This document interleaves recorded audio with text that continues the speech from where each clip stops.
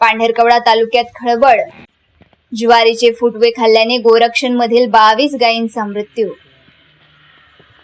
पांढरकवडा तालुक्यातील पहापळ बोथ मार्गावर असलेल्या गोरक्षण संस्थेतील 22 गायींचा ज्वारीचे फुटवे खाल्ल्याने मृत्यू झाल्याची धक्कादायक घटना घडली आहे. या दुर्दैवी घटनेमुळे परिसरात हळहळ व्यक्त केली जात आहे.